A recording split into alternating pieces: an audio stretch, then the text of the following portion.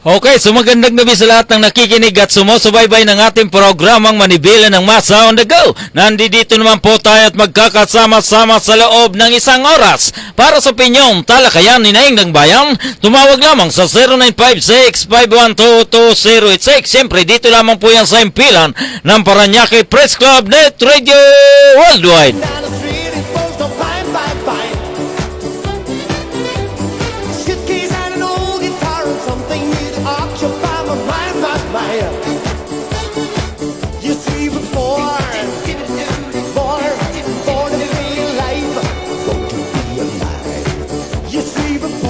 Luzon, Visayas at Mindanao, ito po ang inyong lingkod, Gaspar Lataw na nagsasabing sa umaga sa tanghali maging sa gabi. Dito po tayo magkasama-sama sa ating programang Manibela ng Masa on the Go. Ngayon po ay May 26, 2021, Miyerkules po ngayon, So ang oras po natin ay ganap ng alas 9:07 ng gabi. So doon po sa ating mga kababayan, Luzon, Visayas at Mindanao, lalong-lalo na po dyan sa ating sa mga kaibigan po natin dyan sa Partedoria, and of course dyan po sa Bicol Region, Marain, Nabanggi po sa Indugabos, lalong-lalo na po yung nagse-celebrate po ng ating kapistahan sa mga bawat barangay. Nasa new normal po tayo. Ang sinasabi nga po ng ating IATF, hanggat maaari iwasan po muna ang mag-celebrate ng ating kapistahan, bagamat ito ay limitado sa 30% lamang.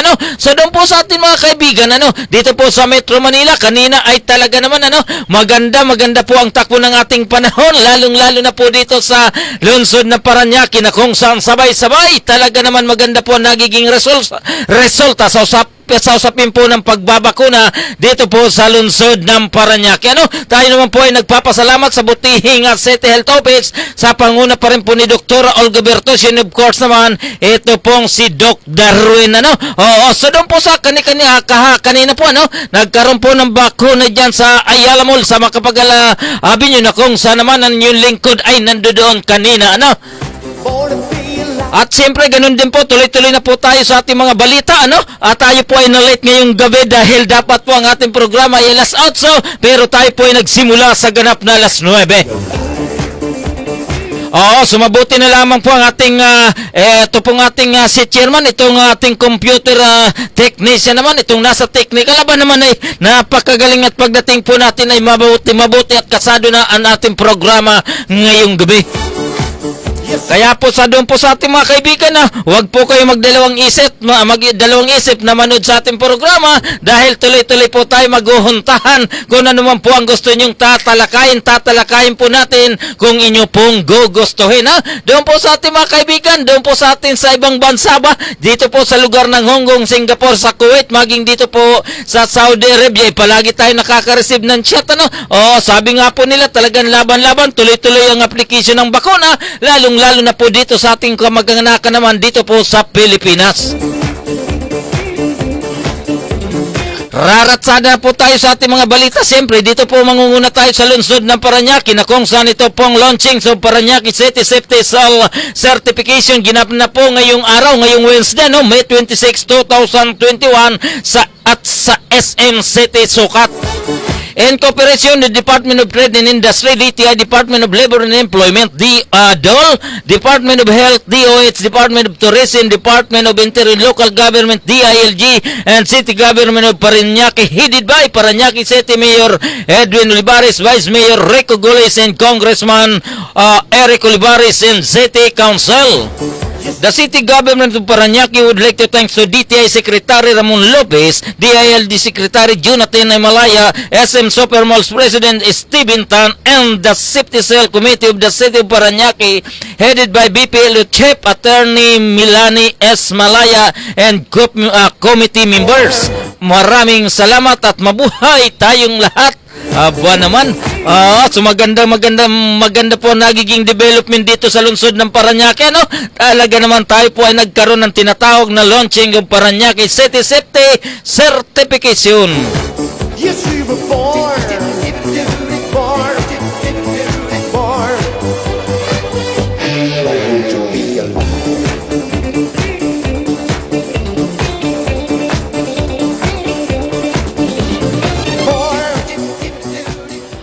Di ba? Ito naman po dito naman po dito sa lungsod ng Parañaque, tungkol pa rin po sa usapin ng Parañaque City COVID-19 update. As of today, May 25, 2021, the total number of active cases in the city of Parañaque is 654 or 3.2%, including no address unknown barangay and 78 new cases. Total confirmed cases and now 20,525, while recovered patients are 19,418 or 94.6%, and deaths have a total number of 453 or 2.2% according to the Department of Health Parañaque City Health Office and Parañaque City Epidemiology and Surveillance Unit or CESU. Active cases sa bawat barangay, babasahin po natin isa-isa. Barangay Baclaran sa 7, Don Galo 6, La Huerta 2, San Dionisio 35, San Isidro 57, Santo Niño 5, Tambo 136, B. Poms 126, Don Bosco 100 at 4. At ganoon din po dito sa ating dito po sa lugar ng Marcelo Green ay umabot po ng 3 po, so dito po yan sa lugar ng Don Bosco, so tuloy-tuloy pa rin po tayo, tuloy-tuloy pa rin po tayo sa ating mga balita na kung saan tayo po ay mamaya ay babalik lang po tayo, Time was on my side when I was running down the street. It was so fine, fine, fine. Suitcase and an old guitar and something that occupy my mind, my mind. You see, we're born, born to be alive, born to be alive. You see, we're born, born, born. You see, we're born, born to be alive, born to be alive. You see, we're born, born, born. You see, we're born, born to be alive, born to be alive. You see, we're born, born, born to be alive. Born to be alive,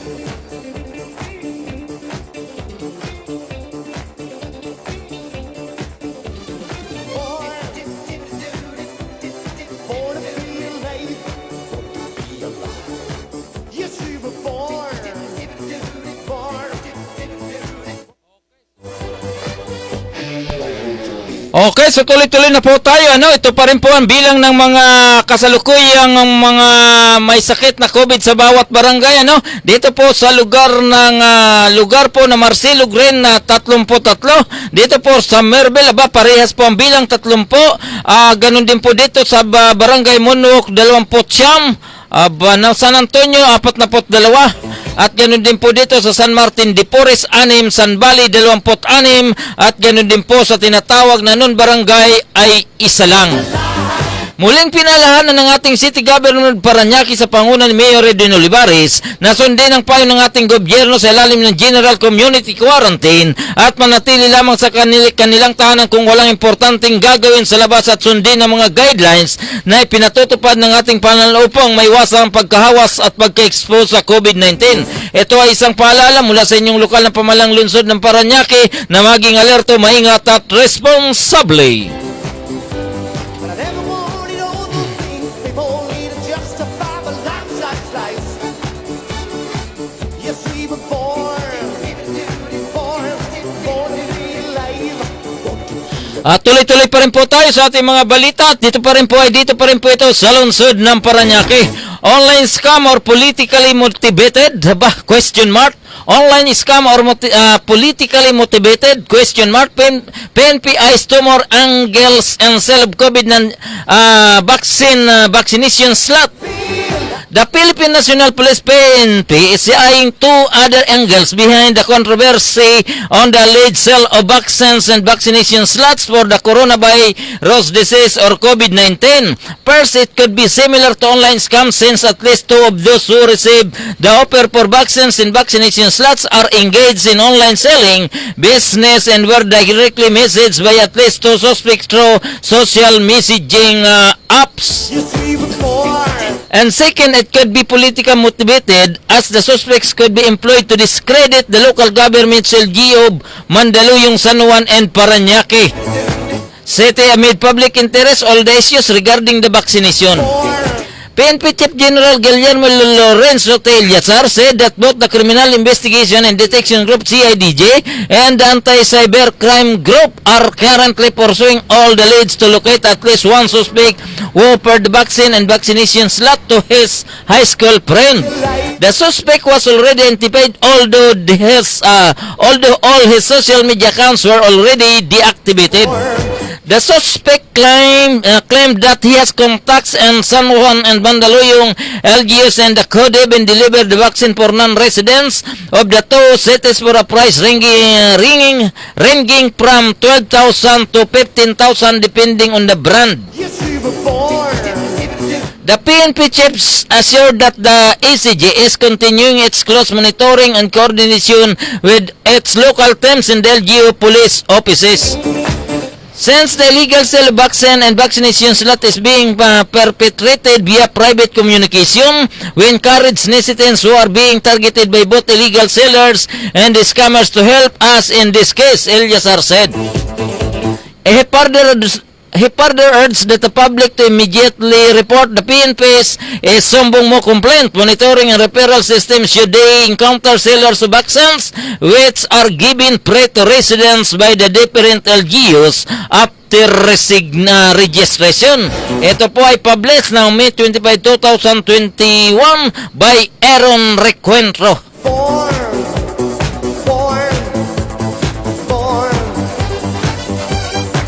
To be alive.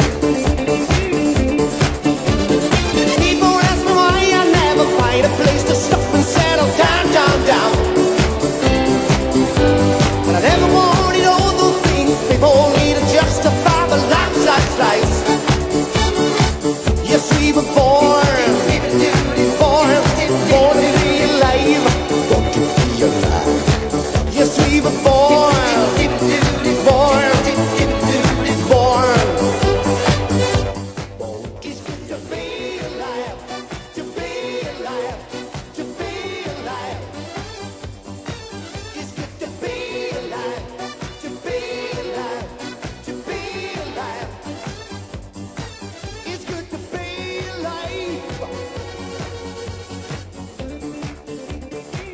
Oo, so talaga naman maganda po ang nagiging development sa ating application ng bakuna dito po sa Metro Manila.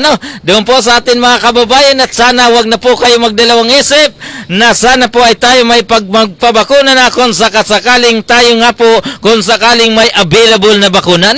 Doon po sa ating mga kaibigan Luzon, Visayas at Mindanao, pakianuhan muna yan, Chairman. Tayo ay magbabalik maya-maya lamang.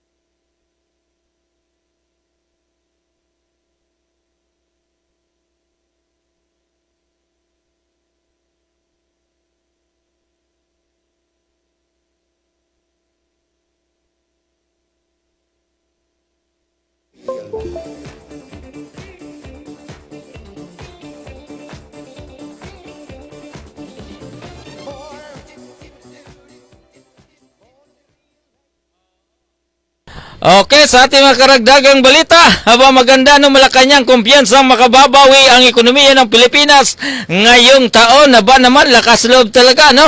Go, go, go lang po tayo. PNP seryoso pakipagtulungan sa investigasyon sa mga kaso ng pagkamatay ng mga hinilang poser at user sa madugong war on drugs. At ito na po ang magbigat African swine fever nagdeklara na po ng state of calamity ito pong Eastern Samar dahil sa pagtaas ng mga kaso doon ng African swine fever.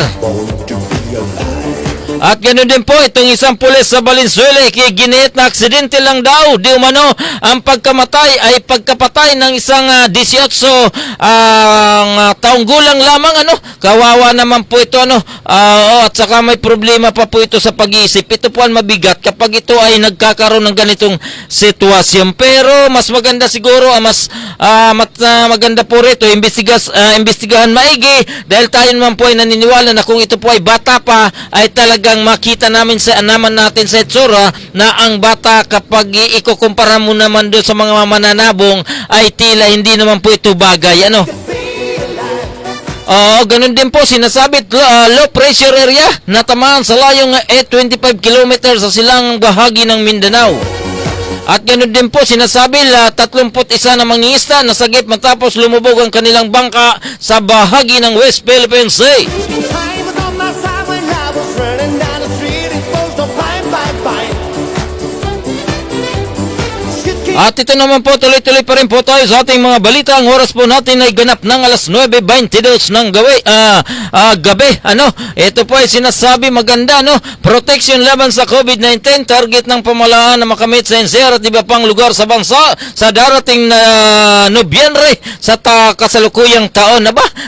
So ito po kung sakasakaling maging sabihin po natin, tuloy-tuloy po ang pagdating ng iba't ibang uri ng bakuna dito sa ating bansa ay hindi po talaga masabihin natin na hindi talaga ito magkakaroon ng problema at maaari nga po na sa November 2021 ay tuloy-tuloy na pong magiging maganda ang takbo ng ating kalusugan dito po sa NCR.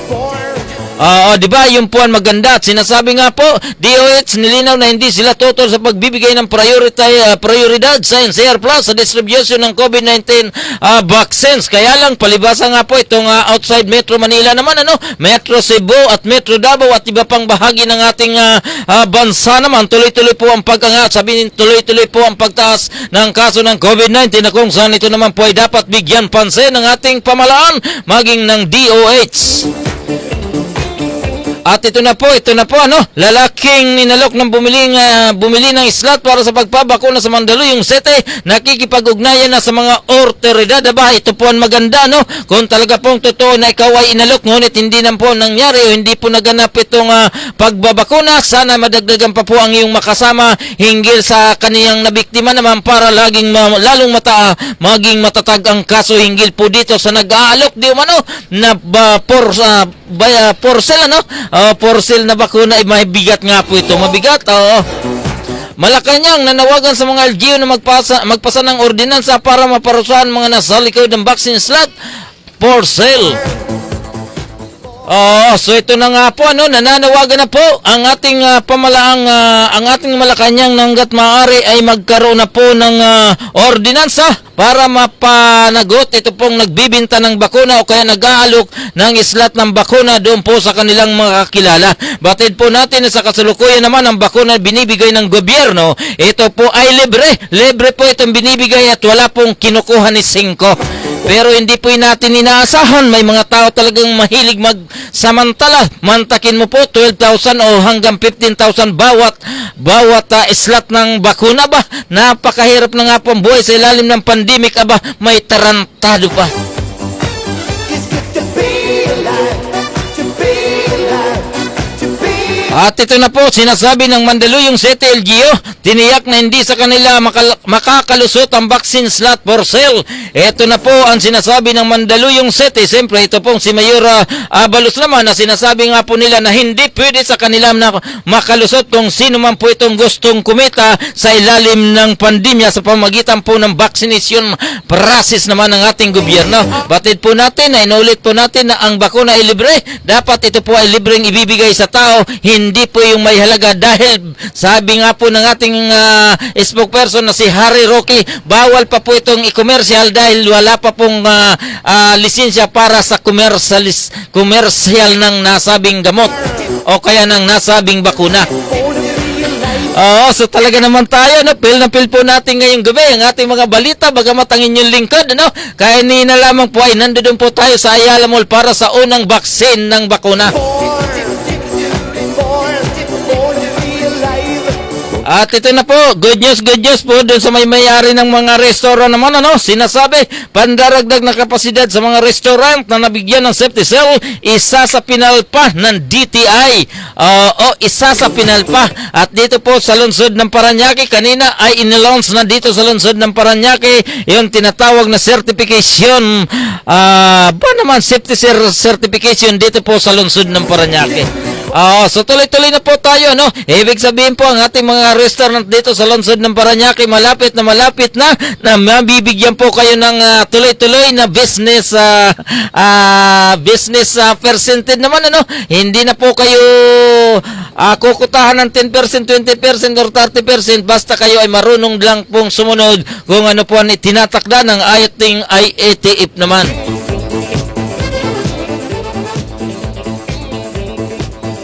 At ito na nga po, ito na po nabanggit natin, ano, kanina sinasabi na 67% ng supply ng COVID-19 vaccines inilaan na sa NCR Plus at plus 8 plus bubble ayon sa Department of Health. So ito nga po ang maganda, maghintay at pumila muna. Pumila muna tayo. Mga pihikan sa bakuna pinayo ng Malacanang na unahin ng kaligtasan kaysa maghintay ng bakunang gawa sa Amerika. Mid of United States. Aba naman. Paano na ako? Hindi na po nakapaghintay dahil ako po ay nabiktima din. So tuloy-tuloy na po tayo, no? Aba naman na tuloy-tuloy na po tayo. Inaasahan natin na medin US ang ating mababakuna pero unfortunately, sabi nga po ni Secretary Roque, wag na po tayong maging wag na po tayong pili ng pili dahil sabi nga po nila sa kapipili na kukuha ay bungi. So tuloy-tuloy po tayo, no? Tuloy-tuloy pa rin po tayo sa ating ratsada ngayong gabi. Siyempre, kasama pa rin po natin dito sa ating himpilan. Etong si Chairman na kung saan tuloy-tuloy naman pong nagbabantay sa ating programa para sa monitoring ng ating resulta.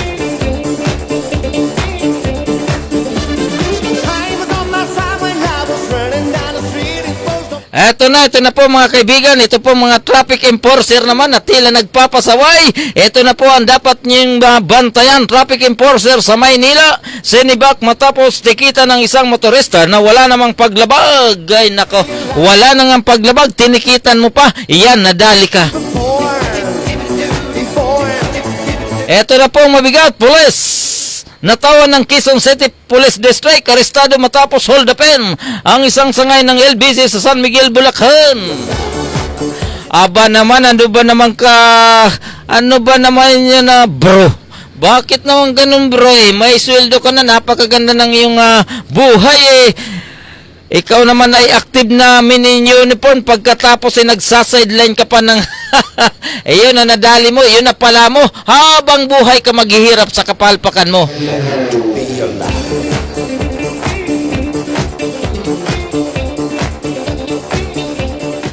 Tuloy-tuloy pa rin po tayo sa ating mga balita. Ang oras po natin ay ganap ng alas 9:30 ng gabi. Sinabi nga po ng ating buting PNP Chief Eliazar, tiniyak na mabibigyan ng katarungan ng pagkamatay ng lalaking nabaril ng pulis sa gitna ng raid sa isang tupada sa Valenzuela City. Ito po ang maganda po ng ating PNP Chief na kung sakasakaling nagkaroon nga po ng lapses o kaya nagkaroon ng problema ang kanyang mga tauhan ay sinabi po ng buting Chief of Police ay Chief PNP chief ay hindi niya ito paglalampasin, bagkus sinisigurado niya na ito po ay magkakaroon ng hustisya.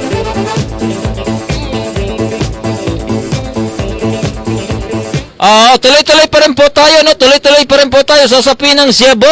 Ano ba naman ito? Araw-araw na lang po ang balita sa usapin ng Cebu. Kahapon ngayon, Cebu na naman.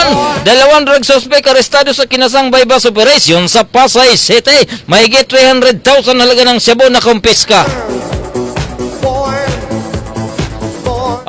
Ano ba naman to?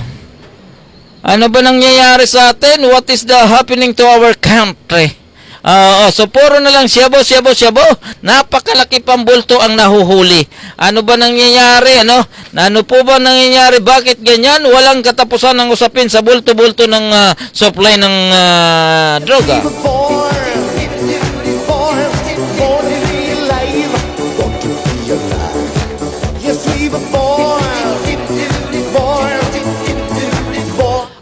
Ito na po, magandang palatandaan. Sinasabi, safety cell sa ilang establishmento, sinimula ng i-roll out ng pamahalaan at ganoon din po ito. Sana magkatotoo na po ito. Ahon Convergence, program na layong tulungan ang lahat ng sektor na apektuhan ng pandemya, ilulunsad ng pamahalaan. Ilulunsad po ng pamahalaan ang Ahon program.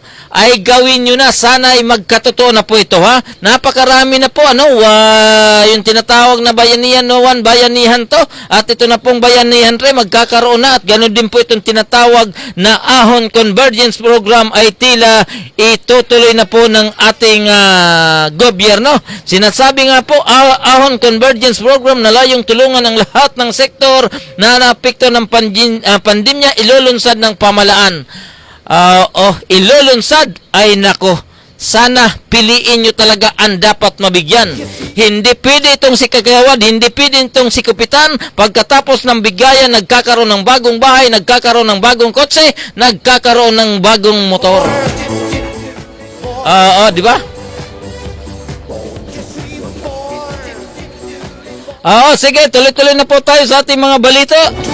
Talk to the people to Pangulong Duterte muling hindi natuloy kagabi at isasagawa na lamang mamayang gabi. Ay ngayon po ito, Kapitan ng Barangay Piñang sa Quezon City kakasuhan ng Task Force Disiplina dahil sa kabiguan umanong ipatupad ang health protocols. Bakit naman yung Task Force Disiplina? Bakit hindi yung sa Office of the Mayor o kaya DILG?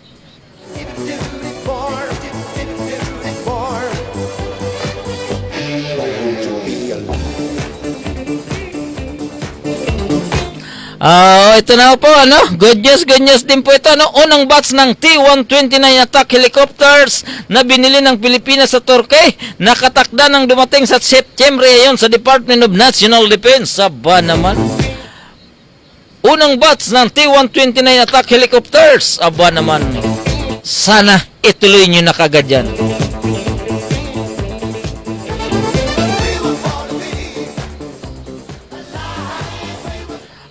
Ito naman po, tuloy-tuloy, Quirino southbound off ramp sa Skyway Stage 3, binuksan na ng nasa mga motorista. Maraming salamat. Ito pong ating gumagawa ng Skyway. Ito pong si Ginoong Ramon Ang, tuloy-tuloy ang programa, tuloy-tuloy ang asenso para sa ikabubuti ng ating gobyerno. Ikabubuti ng sambayanang Pilipino.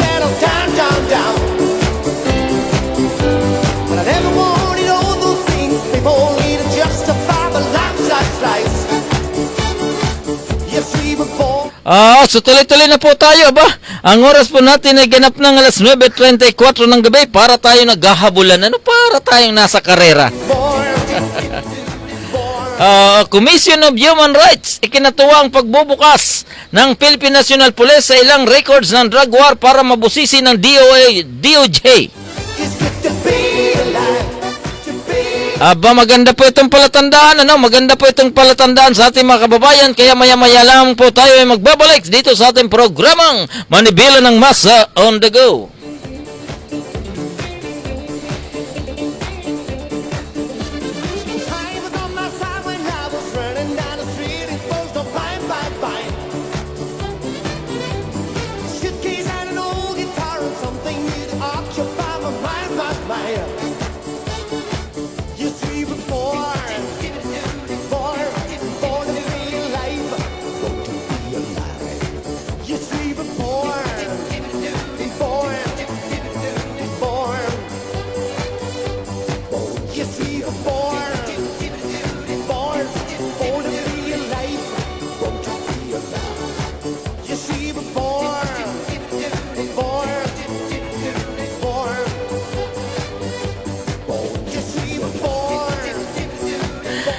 Oh, so tuloy-tuloy na po tayo, no? Tuloy-tuloy na po tayo sa ating programa. Ang makikita naman po natin, yung pong nasa screen, yung po ang ginanap kanina sa launching of Parañaque City Safety Cell Certification na ginanap ngayong araw, May 26, 2021.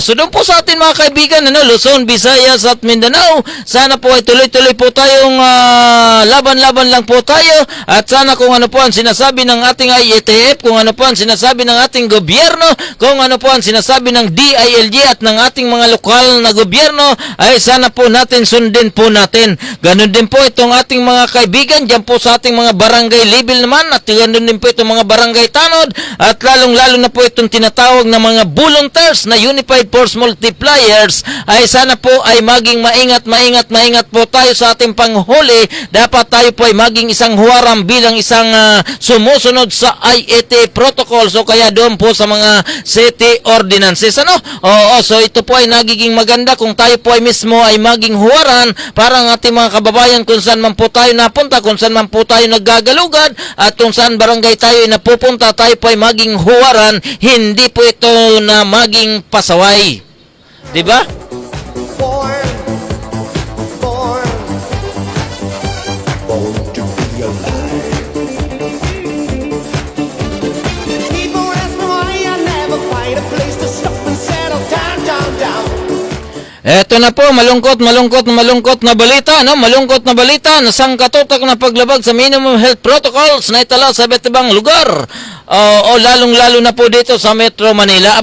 Ang problema po kasi as of now ay tila wala pa pong nasususpindi ng mga barangay captain dahil nga po sa ganitong sitwasyon ay tila nagiging ningas kugon lamang po ang pagpapatupad ng mga ito sa kanilang tinatawag na EOR or tinatawag na Area of Responsibility. Kaya po panawagan na po natin dito sa Department of Interior and Local Government at ganoon din po dito sa Barangay Affairs Office sa pangunan po ni Undersecretary Martin Diño, sir. Sana kung sakasakaling kung ano man po itong mga nagaganap o sabihin po natin na nare-report po sa inyong tanggapan dahil nga po sa paglabag ng mga ibang barangay official ay sana, sir, ay sampulan nyo na po para ito po mga barangay official ay talagang kumilos na po sa kanilang area naman, kasi po makikita po natin sa ating pag-ikot araw-araw ay makikita po natin na marami pa rin po sa ating mga kababayan na tila hindi pinapansin ang health protocol, lalong-lalo na po yun sa paggamit ng paggamit po ng face mask special maging sa physical distancing.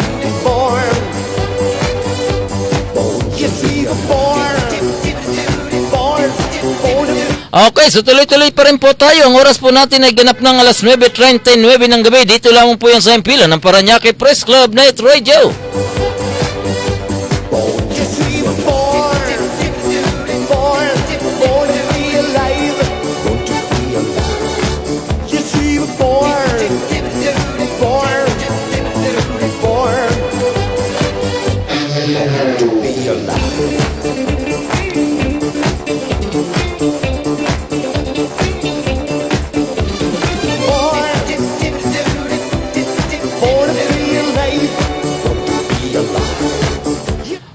Diba? So, doon po sa ating mga kaibigan, bago po tayo magpatuloy, regards po natin ang pamunuan ng Parañaque Police Multipliers, lalong-lalo na po itong ating Unit 5 dyan po sa lugar ng San Valley, and of course naman itong UCBO, PNRC, maging itong Pards International sa panguna po ni Mr. Elpidio Mainet, and of course, ito pong ibang ating mga kasama dito po sa GBI, na ito pong sa panguna ni Mr. Alex Sugano. So, doon po sa ating mga kababayan, ang lungsod ng Parañaque po ay malabing-anim na barangay na kung saan unti-unti na pong dinideploy o tinoturn over na po ang ating mga kasama sa bawat barangay para maging kaakibat ng ating mga barangay at ganoon din po ng barangay tanod bilang mga voluntaryong mamamayan na gustong magserbisyo sa bayan.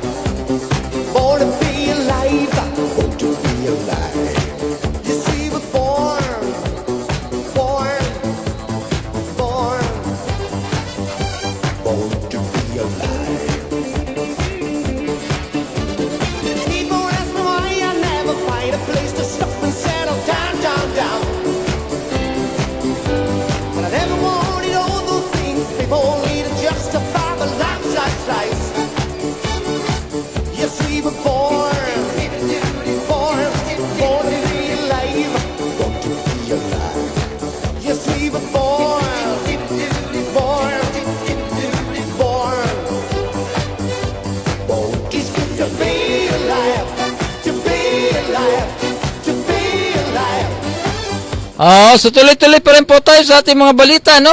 Ito na nga po ang maganda. Due to DPWH project affected and disqualified people in government program, the Barangay San Dionisio successfully dispersed people in the attention notice to the voluntary dismantle and removal of their illegal structure under the Buboy Bridge near Barangay San Dionisio Hall and help giving food assistance. Ito po at pinangunahan po ito ni pinangunahan po ni ex-officer Satellite Traffic Office naman. Ito pong si Mr. Isidro Gallo Orteliano and Brother Beauty Tano Jerry Nolasco at ganun din po itong SMO Task Force at ganun din po siyempre sa pahintulit na po rin po ng buting Mayor Edwin Olivares, Eric Olivares at ka Pablo Olivares, maging si Kagawad Janin Olivares at ganun din po si Kagawad Imo Narcio at iba pang iba pa pong miyembro ng ating mga barangay official dyan po sa Barangay San Dionisio. In the existing of DI and their presidential directive orders issued under memorandum circular, the city governor of Parañaque and the president of Barangay San Dionisio is regular, continuous, strictly implementation of GCQ health protocols. The national government program with the full support of local government, City of Parañaque, the participation of Barangay San Dionisio, the community food bank helps by giving food assistance which tackles Liz Hanger. Ito po ang maganda, no? At sa kasalukuyan po, ang Barangay San Dionisio ay tuloy-tuloy po namimigay ng food pack doon po sa kanilang mga kabarangay na sa kasalukuyan ay tila hirap na hirap sa buhay dahil pa rin po sa usapin ng pandemic.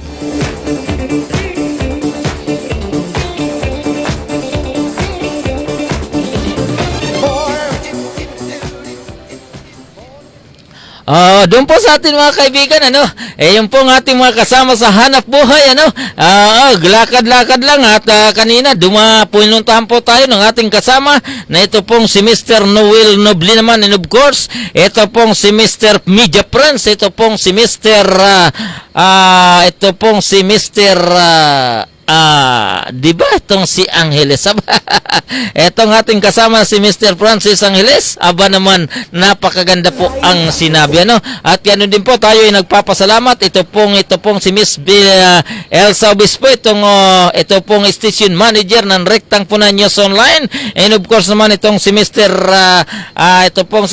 Roger Omeris diyan po sa lugar ng Cavite na kung saan tuloy-tuloy na rumarangkad ang kanilang Rectang Puna News Online na kung saan ito po ay nasa Dasmariñas, Cavite naman.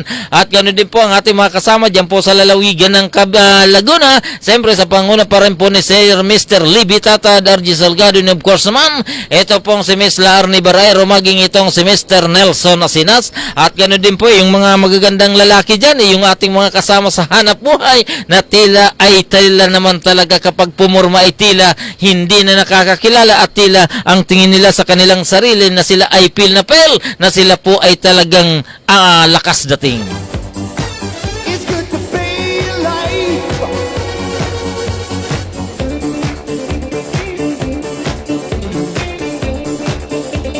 At siyempre gusto po natin bibigyan pansin ito. Sinasabi na nakapost dito sa ating kaibigan. Maganda. Ang mga taong mapaglamang laging gipit, laging kulang. Ang taong mapagbigay kahit di mayaman, maluwag at masaya ang pamumuhay. Aba.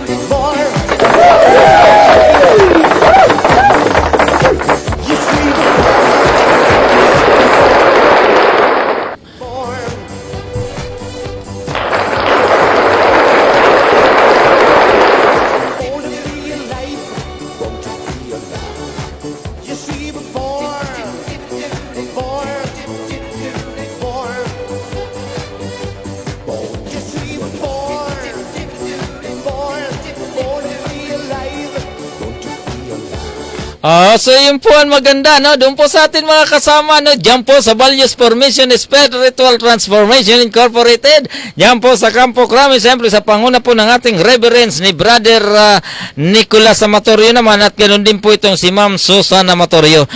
Doon po sa ating mga kaibigan, yung mga miyembro ng Values Formation Riders Group, at ganoon din po yung Martial, aba naman napakarami po ito dyan po sa National Capital Region, maging dito po sa lalawigan ng Cavite, Laguna, maging maging dito po sa lugar ng Bataan, maging sa lugar ng Bulacan. So doon po sa mga ating kasama sa Values Formation Spiritual Transformation Incorporated, and of course, regards ko po kayong lahat. Ganun din po itong mga miyembro ng Parañaque Police Multiplier. Siyempre, sa panguna po ng inyong lingkod, ang sabi ko nga po is laban lang dahil tayo naman po ay mga volunteer. Sana pumorma po tayo bilang volunteer, bilang volunteer, hindi isang akala mo men in uniform na talaga naman pag pumorma, pag magpakilala, talo pa ang chief of police.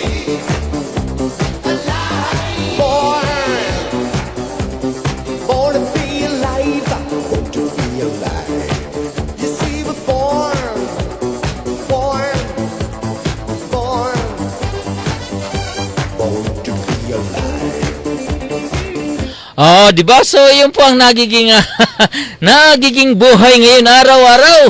So, doon po sa ating mga kaibigan na dito po sa Metro Manila plus Bubble ay nasa ilalim pa po tayo ng GSEC. Yun naman, yung tinatawag na General Community Quarantine. So, doon po sa ating mga kaibigan, yung nagtatanong sa ating mga kababayan dyan, ang inyong lingkod po, ang inyong lingkod po ay talagang nagpabakuna na, ano? At kung ano mo ng brand ng ating bakuna ay sabi ko, hindi ko na sasabihin para kayo naman ay huwag nyo nang hangarin. So, ganun talaga, no? Sabi nga po ng ating gobyerno, lahat naman yung pinag-aralan, lahat naman yung pinag-aralang maigi. Pero ang iba dyan, bakit? Bakit nagtuturok na, hindi pa nga rehistrado nagpaturok na? Sabi nga na, rehistrado Bakit yung iba hindi pa rehistrado nagpapaturok na? Anong dahilan? Time was on my side when I was running down the street, exposed to fine by. Ngayon naman po ay Miyerkules, ano? Ngayon po ay May 26, 2021. Siyempre, ang programa nating manibili ng Masa on the Go ay pihit-pihit lang, ano? Yung po ating mga kaibigan na tatlong gulong, ang mga kaibigan po natin na nasa mga bus company naman, yung mga jeep, at ganoon din po yung ating mga kaibigan na mga konduktor na tila nabibiktima ng gobyerno dahil sila ay wala ng trabaho, dahil hindi sila sinama sa programa. Kawawa naman, ano? Isipin nyo po, napakarami, libo-libong mga basis na nagbabiyahe po dyan sa EDSA, nagbabiyahe kung saan-sang ruta, pagkatapos hindi na po pinalalabas ngayon, at ang pinalalabas na lang po yung unit at saka yung driver. Kawawa naman ang ating mga kasama sa hanap buhay, itong mga konduktor, ganun din po itong mga may biyahe ng jeep, hanggang ngayon nakatinggap ang kanilang mga jeep, ay tila gutom talaga. Born to be alive, Diba? yes, we were born, born, born. So tayo naman po ay tayo po ay magpapatalastas. Pakilagay mo na muna, Chairman. Ano?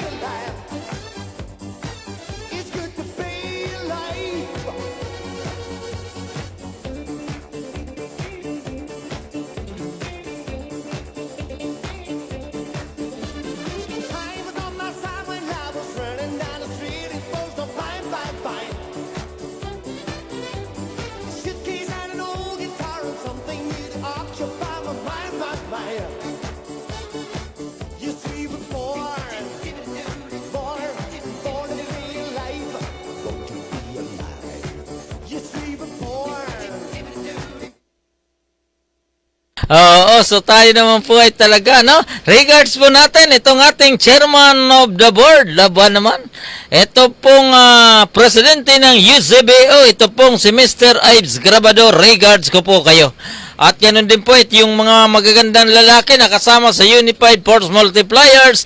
Siyempre itong si Mr. Media LP Jumainit, Director ng Unified, and of course, Director ng Paranaque Police Multipliers. Maging itong si ating kasama na ito pong si Director Juan Velasco. Maging ito pong ating chairman. Ito pong si Miss Ives Grabador naman at talagang tuloy-tuloy. Ano? Papuging-papugi itong si Mr. Chairman Ives Grabador. Yes, you were born. Born. Born. To be alive.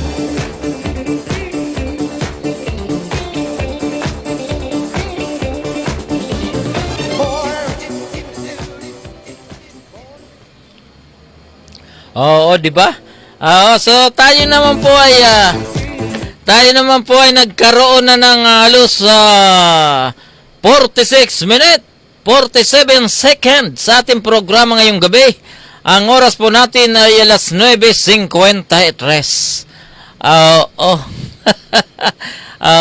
Lipat na po tayo doon sa usapin ng politika. Ngayon po ay May 26, 2021. Sa sunod na Mayo 2022 ay magkakaroon po tayo ng national and local election. Doon po sa ating mga pinopost tungkol sa usapin ng politika, may mga kababayan pa talaga tayo na tila sabihin po natin na napakababaw pa ang kanilang pananaw sa usapin ng politika. Mababaw, kasimbabaw ng pagkatao nila. Sa ano pong dahilan? Tumanda na kayo lahat, tumanda na tayo lahat. Hindi naman lingid sa inyong kalaman na magbago ang ating Constitution noong 1987 Constitution ay nakalagay po doon na every 3 years ay magkakaroon ng eleksyon, every 6 years ay magkakaroon ng national election. 87, ano na po ngayon? 13 plus 20, 34 years na ang ating saligang batas ay palagi pong nagkakaroon tayo ng eleksyon. Kaya lang itong ating mga kababayan, yung iba, parang natutulog lagi sa kangkungan, Natutulog lagi sa kangkungan na kapag tayo ay mag-post ng tungkol sa usapin ng politika o yung mga kandidato na pinapapili natin kung sino ang dapat at karapat-dapat, imbes na mapumili sila ng tama o kaya magpili o magbigay sila ng suggestion, ay tila binibigay pa nila yung pong kaisipan na tila galing sa talahiban. Alam niyo po ba yung galing sa talahiban? Yung patago-tago ang style, patago-tago ang dating, ayaw daw nila makisawsaw sa politika, pero ang totoo niyan, sila ay sawsaw na. Di ba? Yung po ang katotohanan niyan. Ang tanong nga po rito, sinasabi nga po nila na bakit ang ating gobyerno, ang ating pamalan, ang ating barangay, ang ating syudad ay hindi umaasinso. Sa ibang syudad po yan, Sa ibang syudad po yan. Kung ikukumpara nyo po sa lungsod ng Paranaque, mula nung umupo ang butihing Mayor Edwin Olivares, mula po noong 2013 at hanggang ngayon 2021, tingnan nyo po ang lungsod ng Paranaque kung gaano po kaganda. Di ba? Kung doon po sa ibang lugar, dati-rati, sa panahon ni Irap Estrada, dyan po sa Maynila, nakita nyo ba kung anong pinagkaiba sa pagitan ng dating Pangulong Joseph Estrada na kung siya ay naging mayor dyan sa lungsod? At ngayon, tingnan nyo po ang kasalukuyang mayor na si Isko Moreno kung magkaroon po kayo ng comparison between dito. Di ba? So, in fairness naman, marami naman pong nagawang butihing Mayor Estrada, pero mas maraming nagagawa sa kasalukuyan ang kasalukuyang mayor na si Isko Moreno.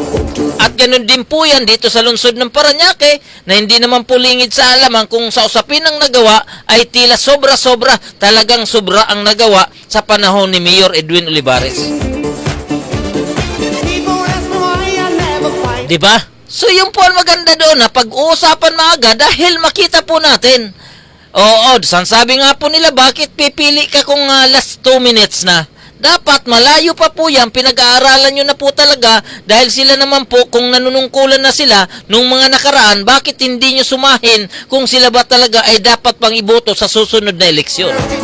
Oo, di ba? Katulad sa kasalukuyan. Dito sa national issues naman, katulad ni kasalukuyang Vice President Leni Robredo. Etong sa kasalukuyan naman na dating kasalukuyang senador na si Panfilo Lacson. At ganun din po itong si kasalukuyang senador na si Manny Pacquiao. And of course naman, itong dating senador naman na si Bongbong Marcos. Diba? Ito po ay magagaling na tao. Marami po itong nagawa. Pero ang problema nga lang po kung sakasakali na magkaroon ng tulad total, magkakaroon na po ng eleksyon sa 2022 ay isa lang naman pong mananalo ng presidente, di ba? Isa lang po ang mananalo pero ang kandidato maaari pong marami. Kaya ang tanong, dapat pumili na po tayo ng pinakamabuting presidente o pinakamabuting kandidato para sa oras na siya ay makaupo, siguradong magiging maganda ang takbo ng ating gobyerno. Oh, kaya po doon sa mga ningas kogo na, yung pong mga akala nyo, mga dilantado, no? Yung pong mga dilantado na sabihin, COVID muna, anak ng pating, kahit tabutin pa tayo ng eleksyon sa 2022, hindi pa matatapos ang usapin sa COVID, di ba? Eh, anong gusto nyo? Hindi natin pag-usapan ng politika para pagdating ng 2022 eleksyon, ay baka mapospon pa o kaya tayo ay magkandalukulo pa. Diba? Lalong-lalo na po sa usapin ng registration ng komisyon ng election or COMELEC.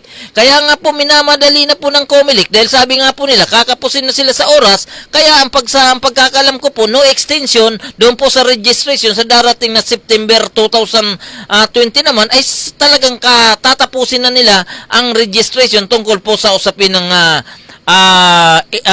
registration, di ba? Dahil sila naman po ay magkakaroon ng preparasyon tungkol po doon sa darating na eleksyon. Lalong-lalo na, siyempre, maraming preparasyon ang ginagawa niyan. Kaya, sabi nga po ng COMELEC, isa na hanggat maaga ay maging preparado na tayo, ganun din po pagdating sa politika. At doon po sa mga kandidato, di ba? Oo, ang ating oras po ay ganap ng alas 9:59 ng gabi.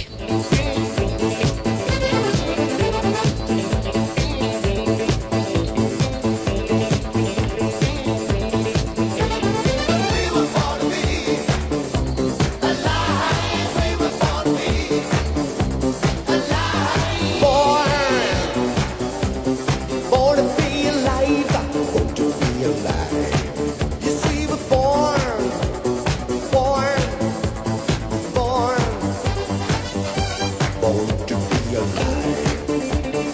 Okay, so doon po sa kasalukuyan, ang ating pong Unified Force Multiplier sa kasalukuyan po ay nagkakaroon po ng orientation dito po sa lugar ng San Dionisio, Parañaque City. Siyempre, headed by Police Colonel Maximo Preyal Sebastian. Siya po ang Chief of Police ng lungsod ng Parañaque. At sa kasalukuyan po ay ang hippie po ay ang Sub-Station Commander po ng Sub-Station 3 ay Sub-Station 4. Ito pong si Police Major Robert Lee Patricio Jr. naman. At mabuti naman po itong Chief of ito pong Sub-Station Commander ay napakasipag at mabuti at siya po ang nalipat dito po sa lugar ng San Dionisio, kasama na pa rin po ang lugar ng San Isidro.